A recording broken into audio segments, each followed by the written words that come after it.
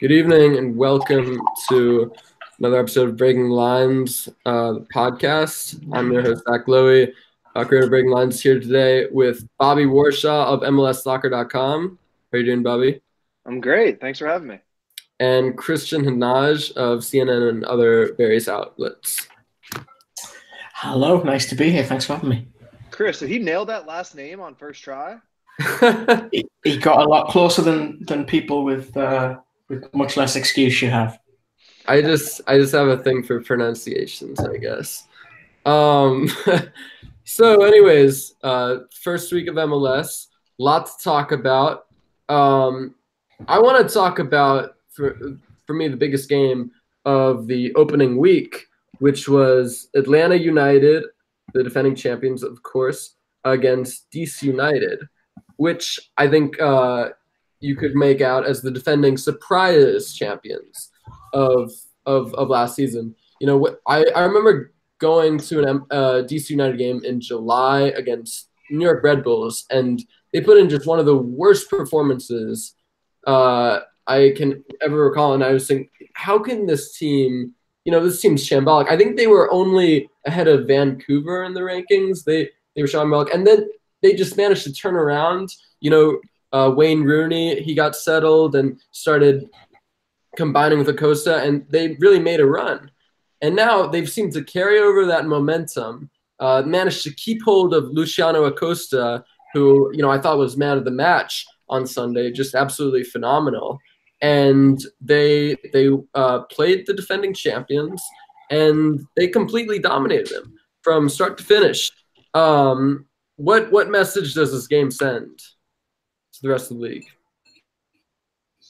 Chris, get us started, man. Open it up about DC. I think it sends a message that MLS has had for quite a while, which is it's fiercely competitive. You also have to remember this is the start of the season. This is Frank de Boer trying to bring in a very new system relative to the group of players that he's working with. And look, 3-4-3, I know it has a lot of fans. I saw it win a Premier League title for Antonio Conte. And it's one that de Boer used at Crystal Palace. It's one that he won't abandon either, I think. I sense he'll have a similar mentality to the one that he did at Palace, which was kind of his downfall, which was, I don't blame the system for this loss. I blame other factors that contributed to it.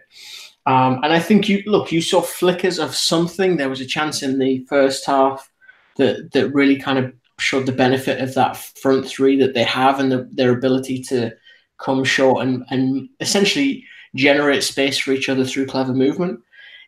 You also, at the minute, I stress, are relying on Breck Shea, and in this case, Mikey Ambrose, to be fairly solid contributors from wingback. And I'm not convinced if either are. I'll be much more damning, I think, of his system, de Boer, if Bello and Escobar come in and it's still a little bit of a monkey circus, Well, so I'm glad you took Atlanta first, because I'd rather talk about DC. But I will say that I'll take the over on Breck. Whatever you want to give me for a metric, I'll take the over. I think people drastically underestimate Breck.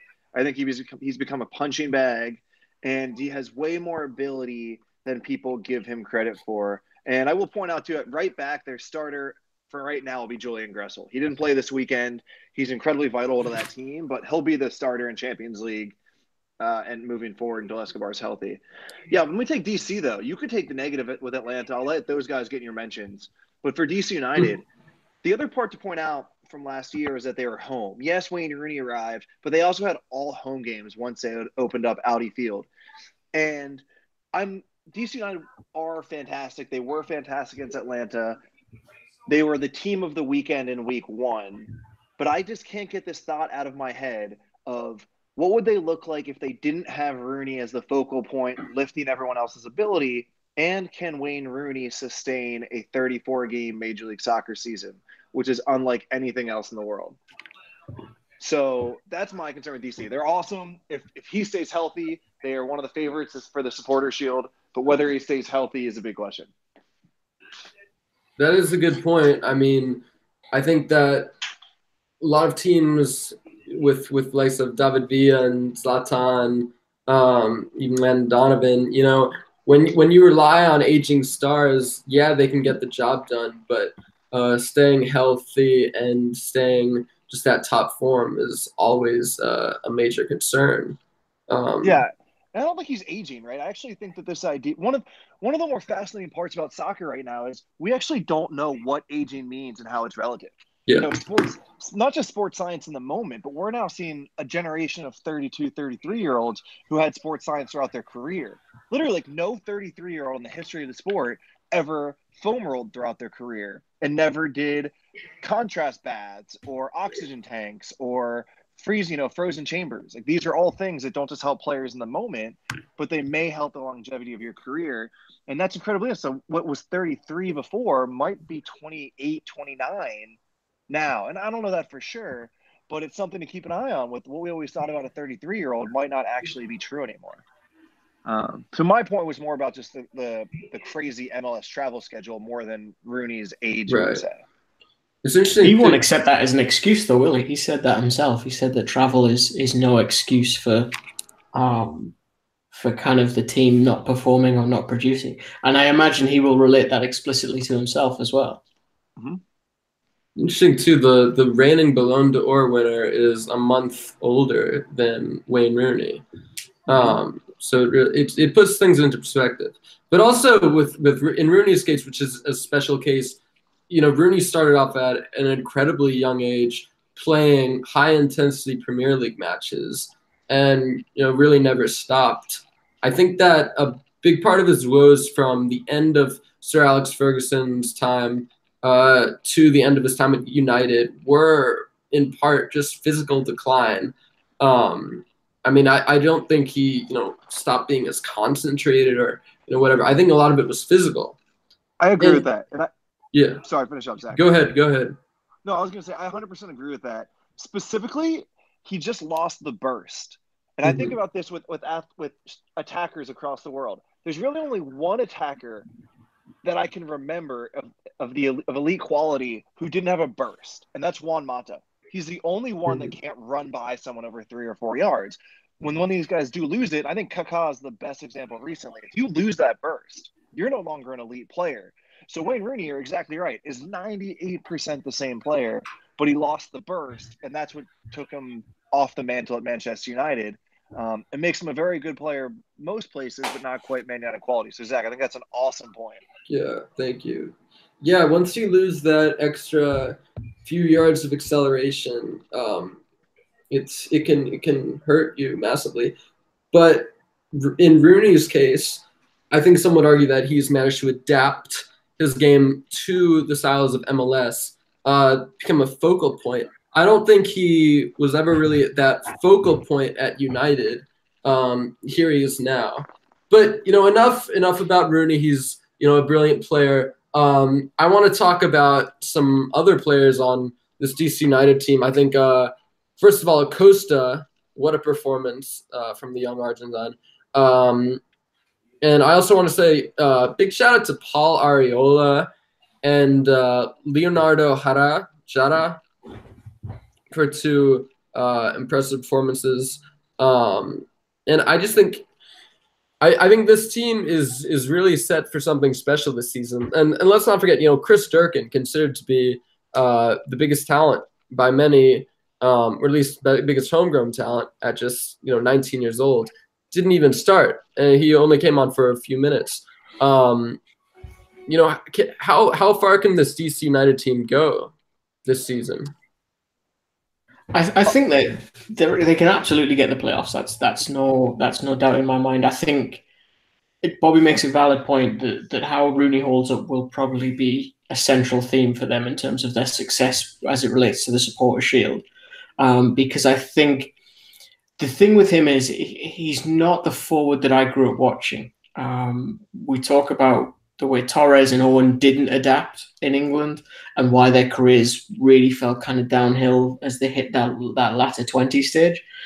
What I like about Rooney is something I didn't really see a lot of, I would say earlier in his career, that he's kind of the wall up front for them. He's the player that Acosta bounces passes off. That a lot of his game is about these little cute 1-2s and being intelligent and knowing where the spaces are. And then also the fact he still has world-class technique. That's his strength. The depth for DC, I'm not as convinced by, personally. I think keeping the squad in general healthy is going to be important, because I think, yes, Areola is very young and is very good. I think Acosta is also very young and very good. But, who do you put up top if it's not Rooney? That's the problem. It's not necessarily just that he's this great deep league player. It's just I don't see someone who plays in the same way as him. And that's part compliment, but also part of the fact that, again, a lot of what he does is quite simple. And I think that can sometimes be hard for people to accept. I echo everything Chris said.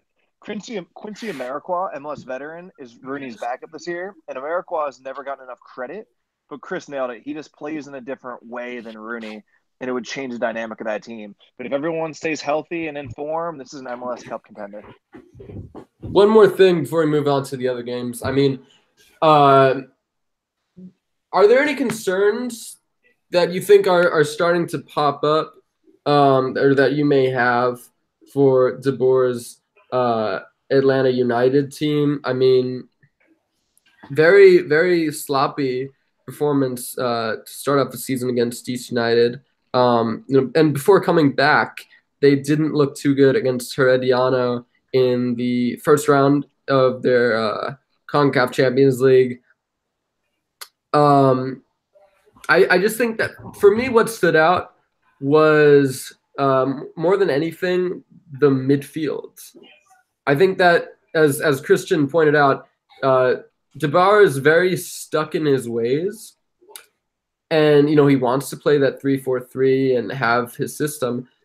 But I really just don't think that – I have my doubts as to whether or not a midfield pivot of Darlington Nagbe and Eric Remedi, I'm not totally sure if that's going to be the starting pivot for the rest of the season, but I just have my doubts whether that can cut it as a pivot, as a double pivot in this certain kind of system, not a 4-2-3-1, but a 3-4-3.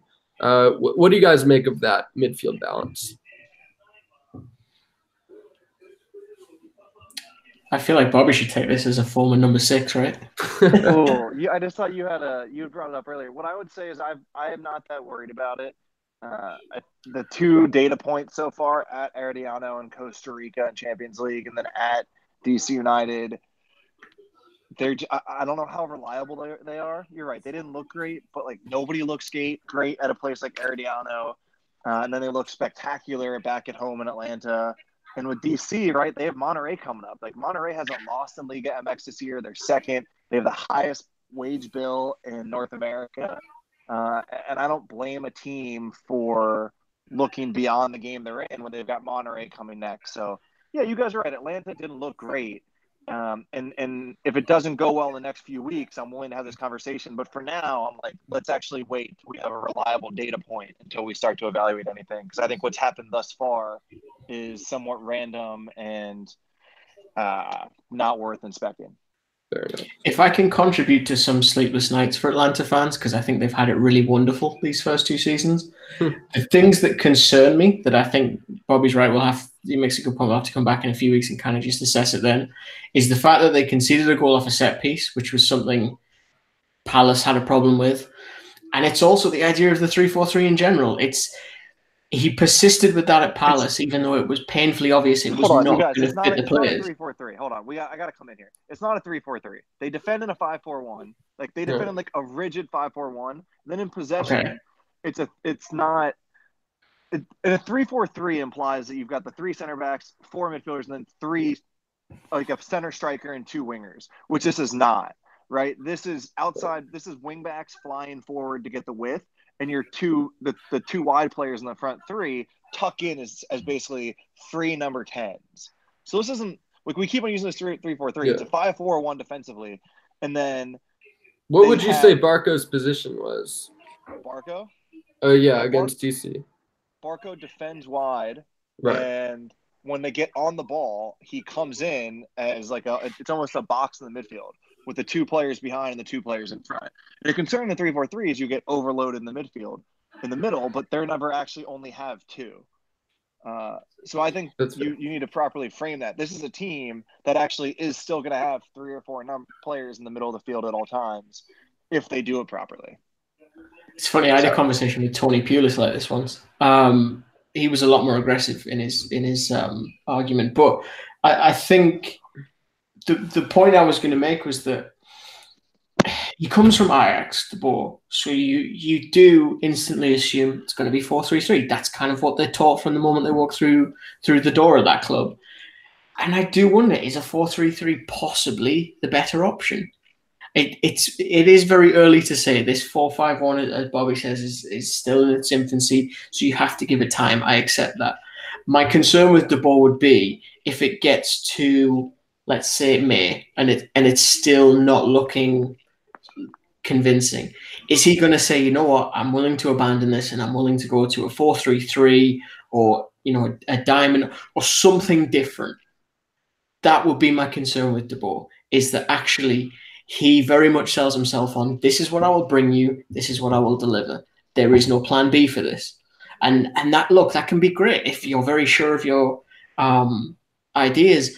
But I also think of that old Italian saying about a coach needing to be a tailor. They need to put a formation, in inverted commas, or clothes to fit the players. It's not something where you need to bend the players to your will all the time. Yeah. Well, it'll certainly be an interesting matchup against Monterrey tomorrow night as they take on the likes of Vélez Hurtado and Rogelio Funes Mori. But moving on, it was a special return to form for someone, and of course that special someone was Jordan Morris. After a season-ending ACL tear, he returned and got a goal. And first one was, I would say, was more due to his movement. I would say perhaps just interpreting the space.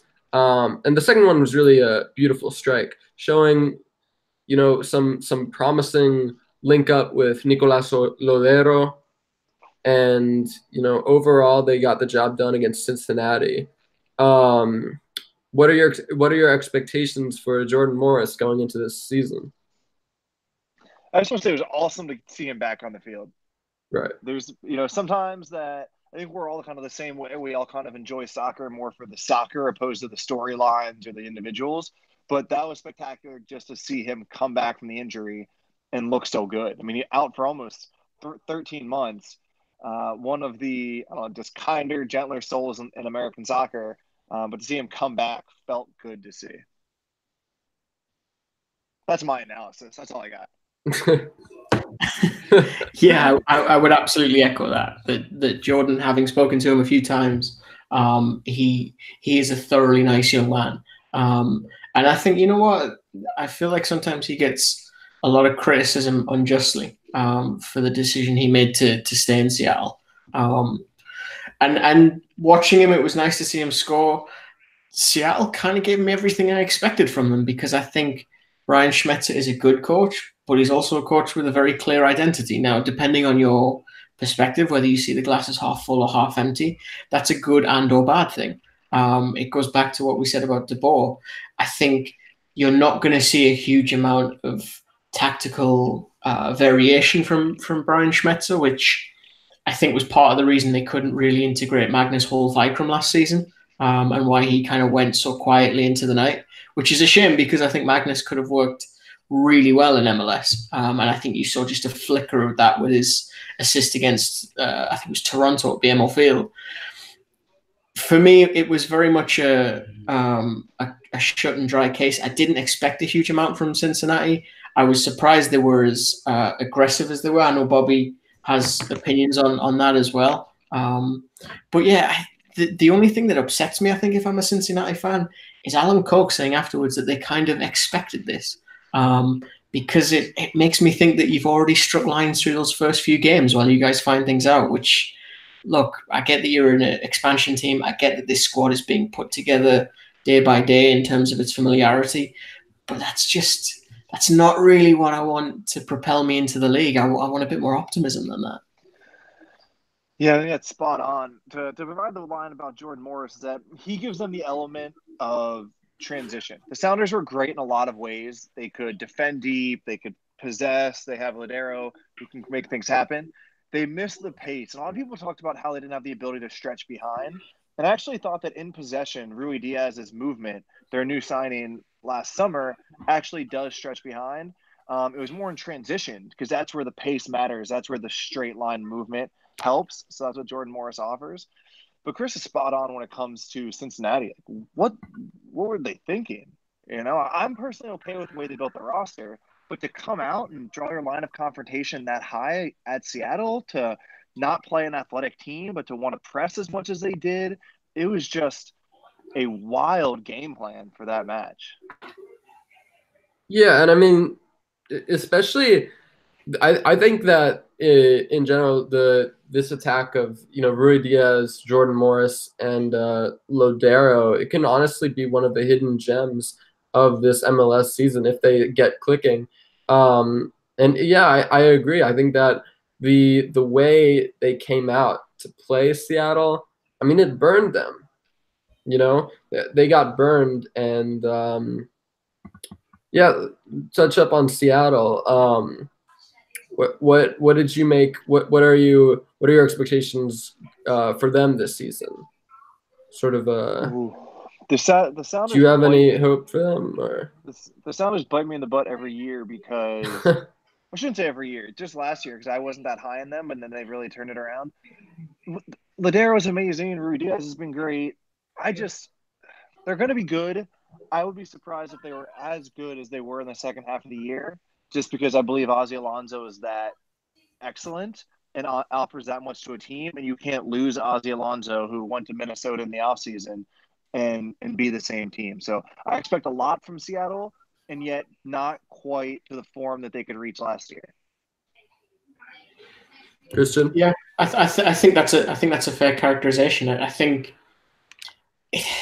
it's kind of difficult with Seattle for me because I look at them and I see lots of decent little parts, but I also look at the squad and think, well, you've got Smith there who's going to play left, which means that Tolu can't also come in. So there's a little bit of imbalance sometimes with that squad for me where I don't see kind of a huge amount of depth. I know they've got lots of good youngsters they could possibly bring in, but I don't think that's going to happen because, why would you throw a Buana on for Rodriguez, who's obviously more pedigreed and costing more money? So it gets to the point where injuries are the only chance you're going to get to throw those young kids in.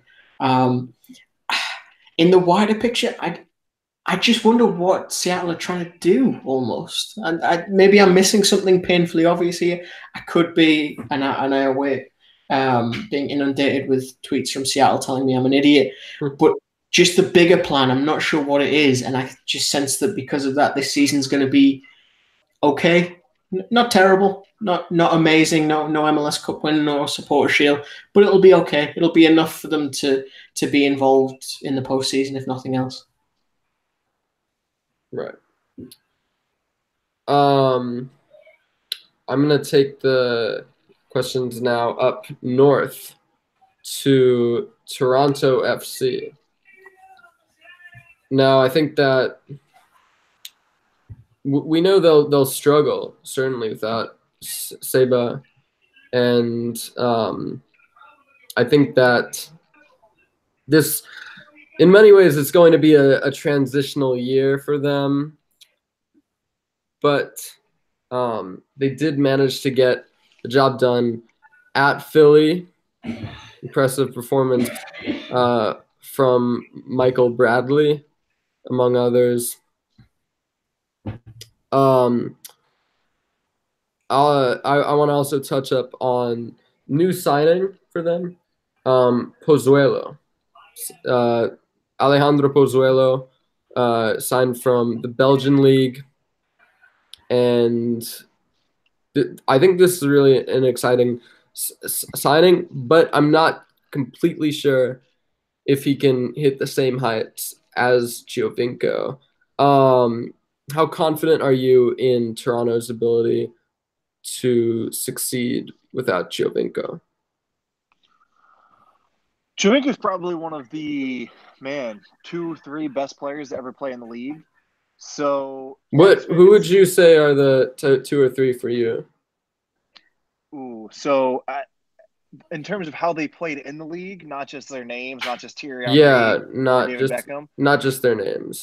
I would say at their peak in terms of dominance, right? Probably Almiron was number 1. After that, you probably have to go back to like a Valderrama or a Preki in the late 90s at their peak when they were winning MVPs and best 11s.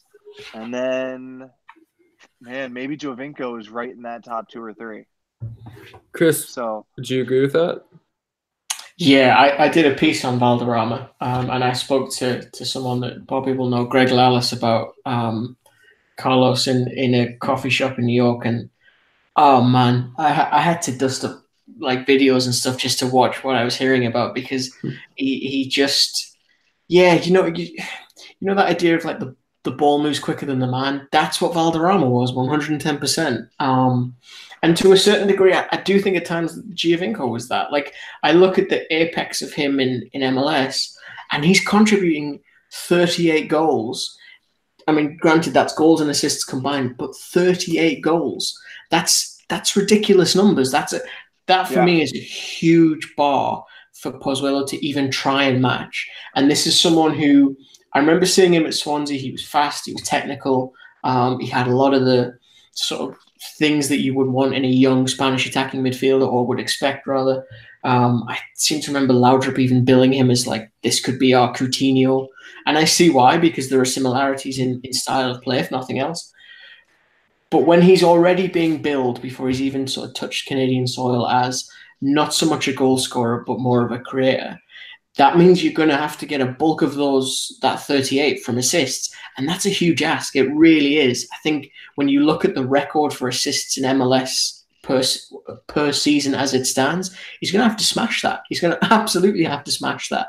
And that's big for someone like him. He's going to have to strike up a really strong partnership with someone like Josie, who, granted, I think for me, and I've said this for a long time, Josie works best with the number 10 behind him. You go back to RZ, Adam Meyer, you look at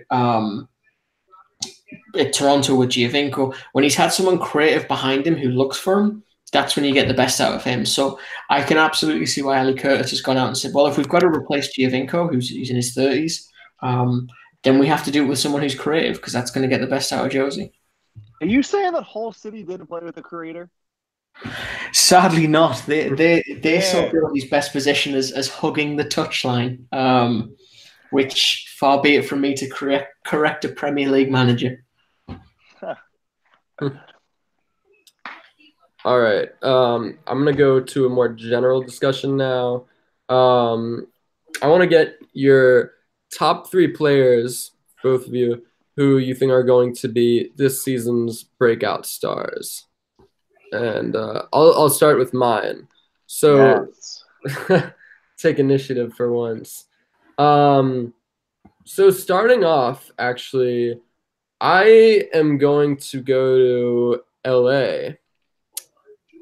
And I'm going to pick... Really going on a limb on this one.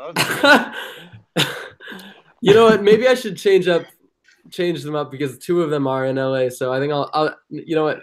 I'll have to scrap one so I don't give bias against the other parts of America. I can't have 2/3 of it be LA based. All right, I'll kick Efrain out, and but yeah, no, I'm gonna go with my boy Andre Horta. Now I liked Horta a lot when he was at Benfica. I expected bigger things from him, but unfortunately, he didn't really get there. But Horta, this is a player who is, he's been coming off an injury. He struggled a lot in his first season. But with that being said, I think that he's still young. He's got a lot of potential, at least offensively, in terms of linking up the attack. As a dribbler, I think he needs to improve more defensively and physically to be a success in this league. But I think that, looking at the club's other successful DPs and in Carlos Vela and Diego Rossi, first of all, what I think they'll do is I think they'll take off some of the pressure from Horta to kind of adjust and to step up. And moreover, I think that LA, they're patient. They're going to give Horta the success. They're going to give him the patience that he needs to become a success in LA. Did you see the We Are LAFC documentary on ESPN? I did not. I want to see it, but I don't have ESPN Plus. Dude, it was there's like a segment that's like actually devoted, not a segment, but like 4 or 5 minutes that's basically devoted to Andre Horta, and the gist is like, Andre Horta, why don't you care more? Really? Seriously, it's like that. So wait, what is that? What is that? What is that about? Basically, it's the only player that they speak negatively about. It's kind of the only real drama with a player that happens, but it's largely Bob Bradley being like, I don't understand why you won't try harder. Like, you basically that you seem disinterested. Oh my God, that's mind blowing to me. That's funny because I think he sort of had the same issues. To be honest, I think he had those same issues at Benfica. I mean, he was sort of struggling. He struggled a little bit with injury and consistency there under Vitoria, but I mean, to me that's fascinating, honestly. So you have any expectations for Horta's season at all? You think it's? I don't. I mean, I'm excited to see him, right? Like the price tag and everything. I'm stoked, but I'm not about to buy stock in it, I don't think. Yeah. Kristan? They chased him for a long time as well. They did. They really kind of they held out on him as well. I remember he was at Braga, and I remember thinking at the time, I hope this is worth it, because you've put a lot of your eggs into this basket. And I think, look, he's a very technically gifted player. The talent was clear to see him for Braga there, especially in the Europa League. I haven't been blown away thus far, personally. Saying that, I think LAFC have made a lot of good personnel decisions. Guys like Christian Ramirez, I am incredibly high on. I've liked Christian for a long time. And even, the lesser heralded names, Latif Blessing and Marcus Urena, I thought Urena was a bit of a masterstroke, actually, that Bob and whoever kind of signed off on that didn't get enough credit for. But yeah, for Horta, I've got to wait. I think you're very optimistic, and I admire and cherish that aspect of your character. I mean, he was one of my favorites, little players to scout back in Portugal. So I guess I have just some bits of nostalgia with him, but I'm getting a kick out of what Bobby's saying about the documentary, really. All right, second, I think I'm gonna have to go to the big D for this one. As Bobby knows, I'm a big fan of Tejas and a big fan of the FC Dallas Academy. Really churns out some incredible players, from Chris Richards, Weston McKennie, Jesse Gonzalez. So I'm gonna go with Paxton Pomical.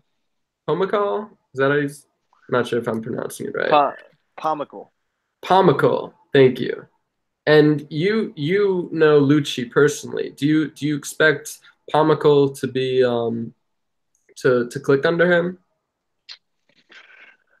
I think that Lucci will give Pomykal the opportunity to click under him, Right. and that he's It's up not to going him to take it. sign. Yeah, he has him in the realm of the depth chart that he has the opportunity to play, and that they don't have multiple players over him. That it really is his to take. So I'm with you. I think that's a good choice. Thank you. It means a lot coming from you. Kristan? I would echo Bobby's sentiment of what I've seen of the young lad, which included a local news report comparing him to Messi. He seems a very talented young lad who can sort of play that false 8 role. Right. Yeah, I'm eager to see more of him. If nothing else, I like a lot of what Dallas represent. Yeah, I love what Dallas represent and their academy structure, and of course he's worked under Lucci. I think that Lucci's he has the potential to be. I find that U.S. MLS are good at producing kind of complete midfielders who can defend, who can press, who can also link attacks and push forward the ball. So I would say that, yeah, I think Pomykal has the potential to be kind of Dallas's next big homegrown talent.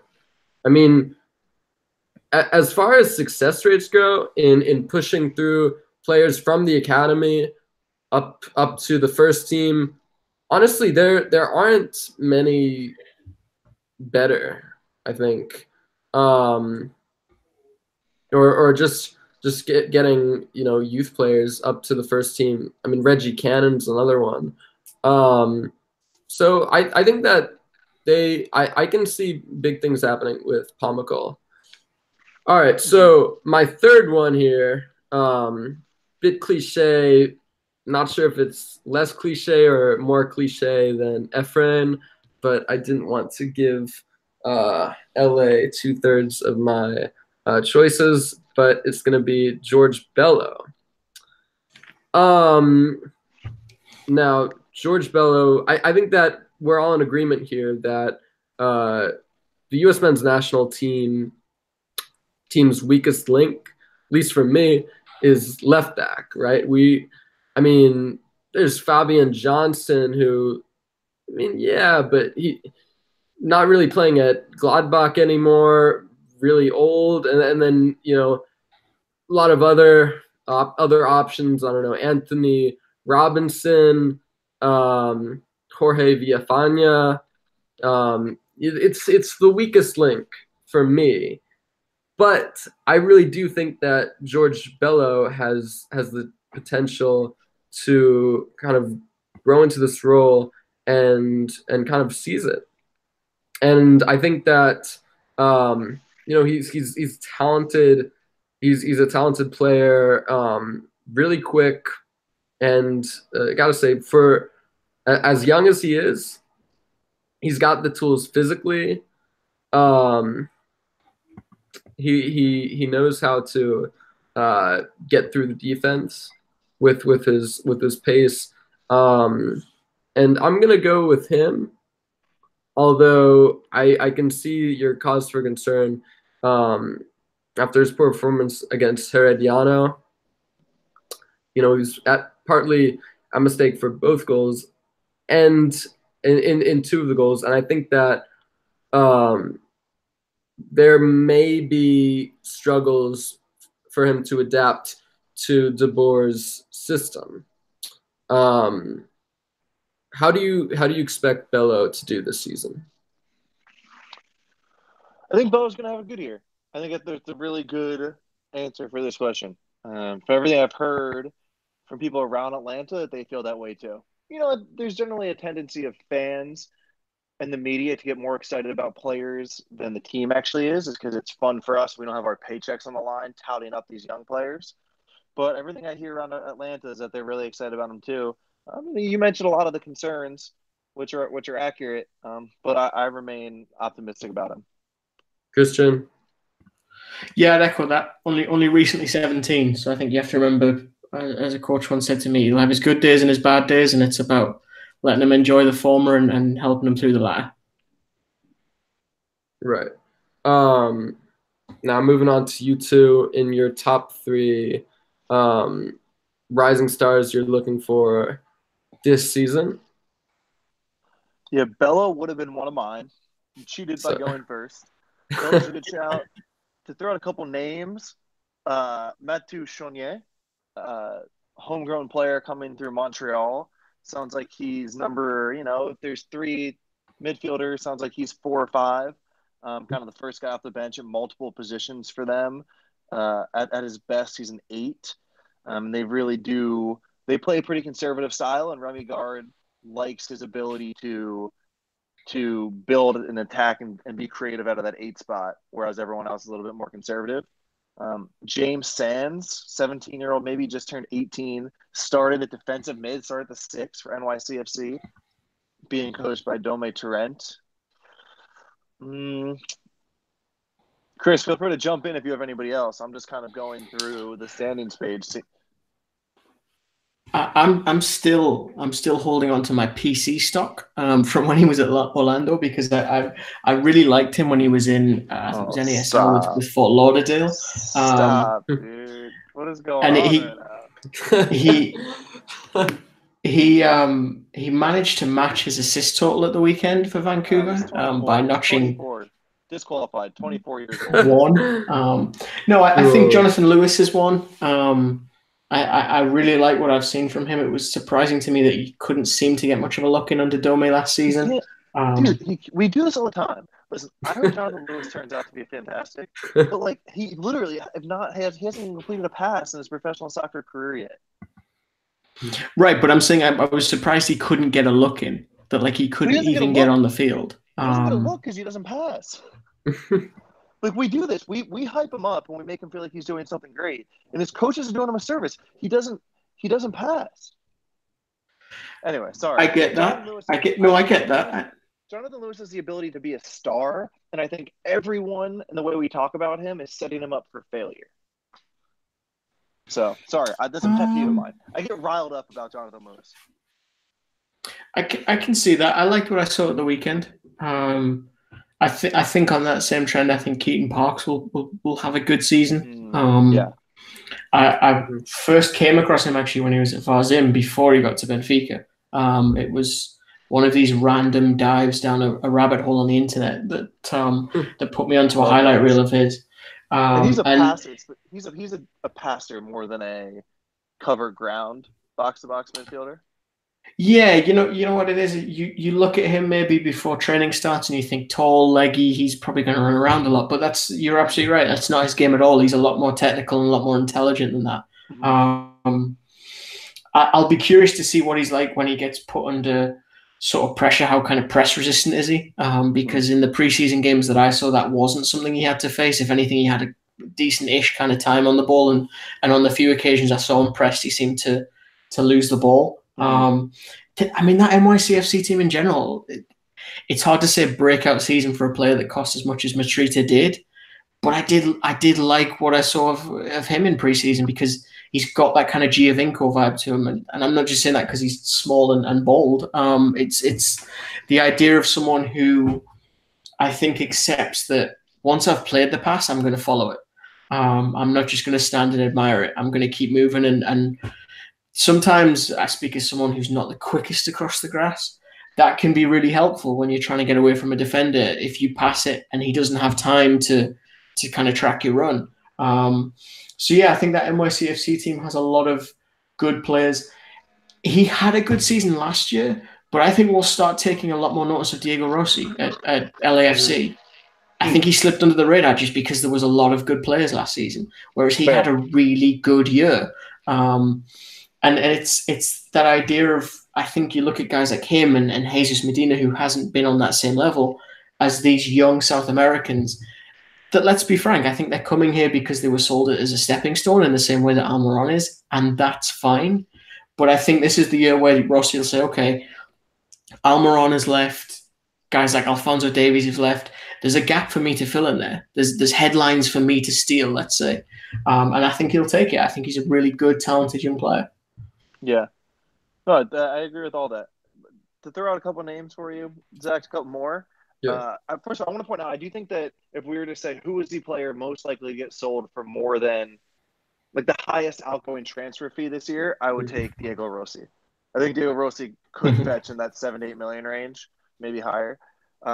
Cole Bassett, 17-year-old or 18-year-old, started for the Colorado Rapids at their diamond midfield.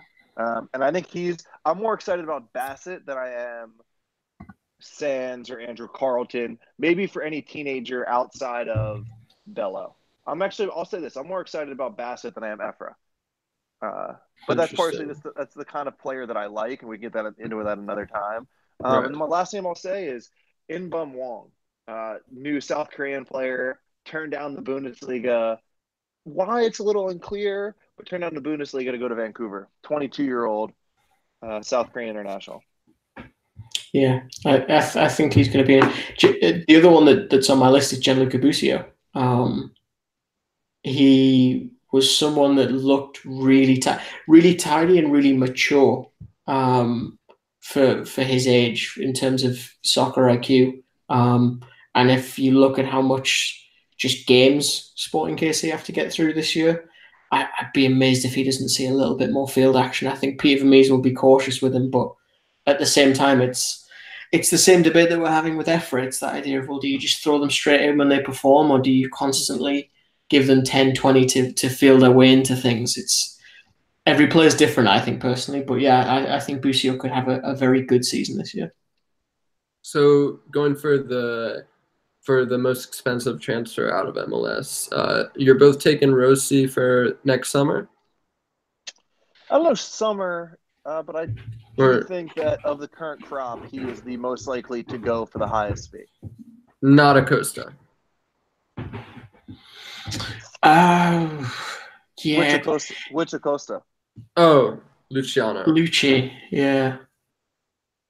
That's a fascinating one, because that transfer to me was so bizarre. It sounded so made up, I have to be honest, and I don't mean that as a disrespect to Luciano. It was just weird that PSG thought, how do we fix this problem? Let's sign another attacking midfielder. You don't need one. Julian Draxler, Neymar, Di Maria, Moussa Diaby, and your instinct is to sign Luciano Acosta? Doesn't really. Yeah, with homegrowns fleeing the club at an alarming rate. Yeah, the last thing you kind of need is a non-homegrown. Exactly. So I think absolutely Acosta has an abundance of talent. I just wonder, is a team like PSG going to come back in? That's the problem you have. Is a team that is willing to pay that, or has that gap? Because look, that's one of the oldest rules that a business class taught me, is that for someone to buy your product, you need to have a market for it, and that's why Almiron went for as much as he did, was because there was a club in Newcastle that needed that type of player and was willing to say, look, it's January, we'll pay what you want us to pay, pretty much. And I don't know if there is that market for Acosta. And to be fair, I do think that Almiron's current success is going to open a lot of doors for other players, such as Rossi and Acosta, to get moves. A lot of teams will start saying, MLS isn't so bad for producing talent. I think that if he does continue to be a success, I certainly think that the appeal of MLS as a feeder league will only grow. Yeah, it's getting. The thing is, it's getting younger. It's attracting better talent. You're seeing teams like Atlanta put real stock into the fact that let's take an Almiron for 2 years instead of a player X that is significantly older and might sell more shirts. You can sell shirts different ways. And look, I think it's such a bizarre sort of take on things that, we haven't found any attackers that have thrived coming from MLS, so there can't be any. That's not really how it works. To me, a good player is a good player. It doesn't really matter in what league they're in. It was the same thing with Giovinco not getting called up for Italy. That baffled me, because I was like, well, if you're going to call up Pella, who's in the Chinese Super League, you might as well give Giovinco a shout. And I think you're right. It's a shame that it takes someone like Miguel and maybe Alfonso and Tyler to push through, and also Zach Steffen, let's not forget, who will leave in the summer. Definitely. But yeah, I think from what I'm hearing over here already, there's already more scouts, more teams wanting to pitch up in the US and try and find talent, which is it's funny because you think, MLS is essentially the domestic league of the country that made Christian Pulisic, so it can't be bereft of talent. Mm-hmm. Right. Final question. Who do you guys see winning the MLS Cup this year? You want rock, paper, scissors? Who goes first, Chris? Sure. You guys can DM me who goes with rock and who goes. Go ahead. I'll frame it this way. If there's no logical solution, if we're truly being honest, based on talent, based on coaching pedigree, based on home field advantage and experience and been there, done with that, institutional knowledge, not to take Atlanta United.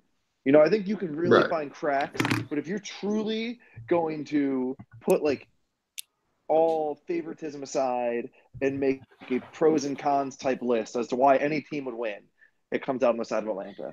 Oh, Chris, with that, I pass it over to you to say why you agree or what a recipe is for anybody but Atlanta. I have to agree with Bobby, and not just because I want to hang out with him again. Atlanta are well set up already. That's the thing. You look at someone like Toronto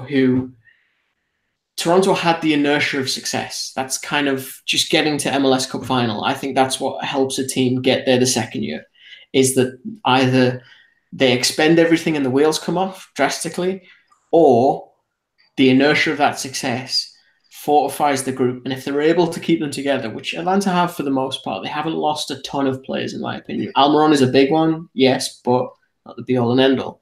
I think Atlanta are a great shout.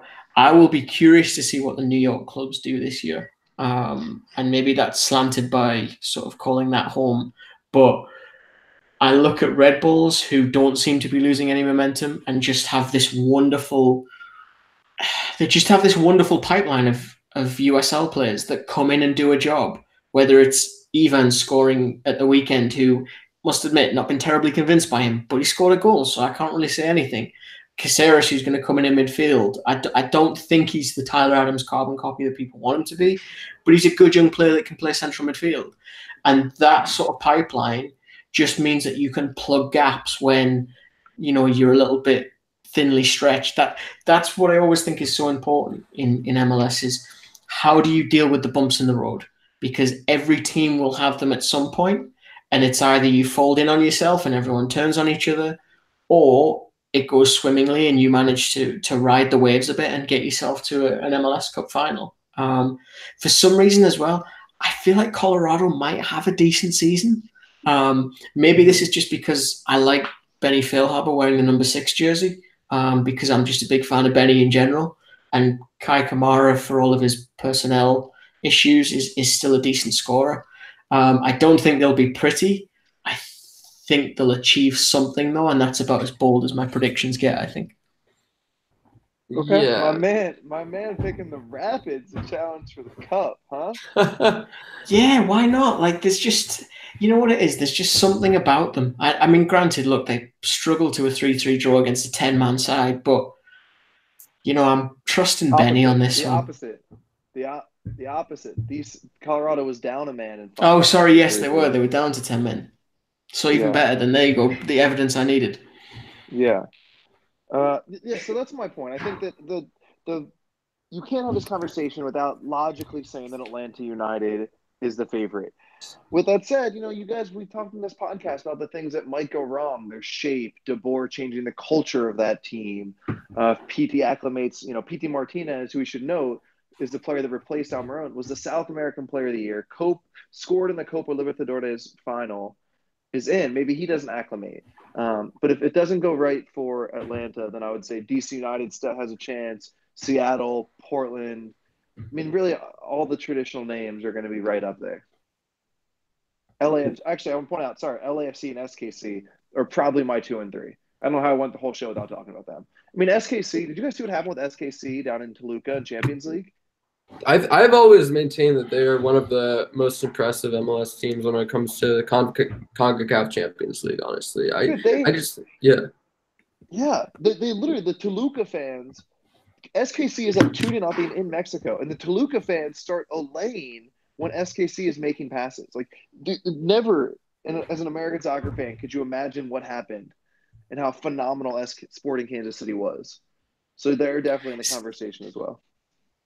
See, I saw that and I thought, is that really the home fans olaying? And then I thought, if I'm a player on that Toluca team, I'm ringing my agent on the way home and saying, get me out of here. These people don't respect me. They will never respect me.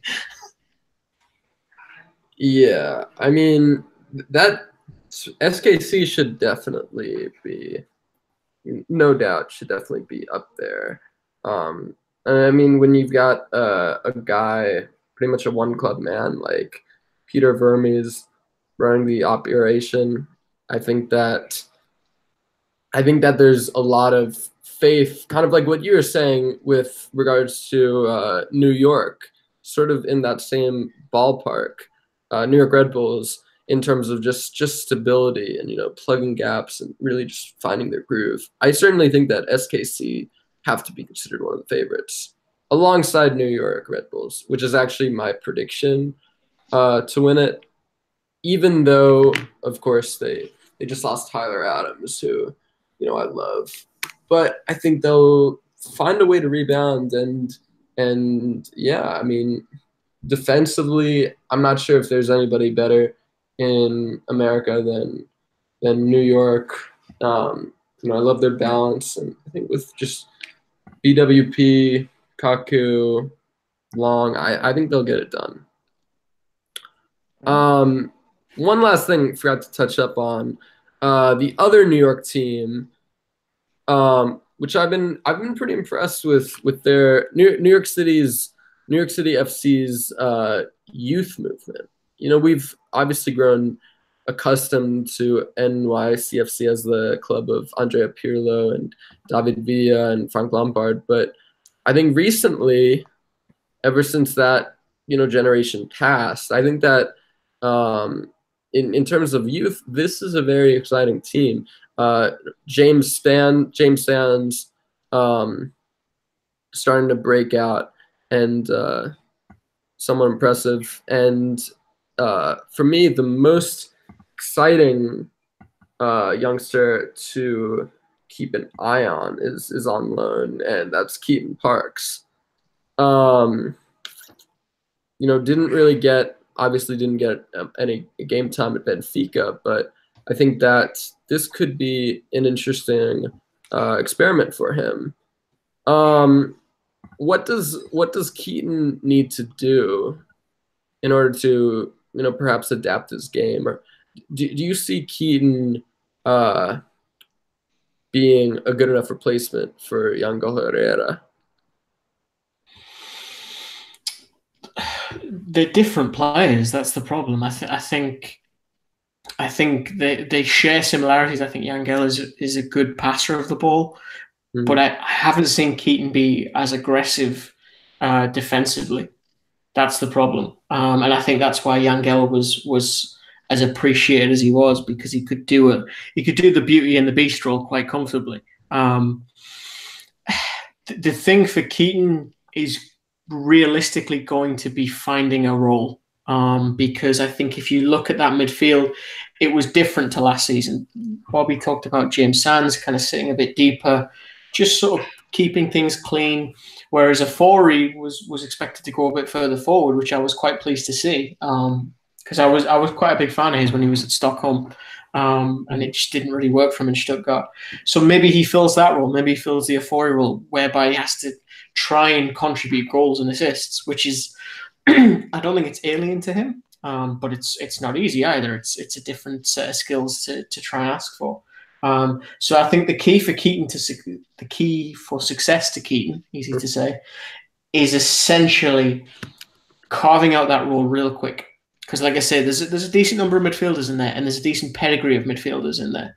And then that's not even including a guy like Tony Rocha, who has been operating as a left back, but is really a midfielder by trade, who potentially could come in there depending on. I think that's the thing with Domi. I think he'll have a lot more fluid concept of positions and where people play than maybe we've seen before. And I think that is possibly a benefit and curse to Keaton, depending on how he adapts to it.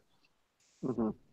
Listen, guys, I'm not going to pretend like I've seen Keaton Parks play a ton the last couple of years, so I think it's nearly impossible. Yangel Herrera might have been one of the 10 most influential players in MLS last year. I think it would be nearly impossible to replace him, and I have absolutely no idea if Keaton Parks is the guy to do it.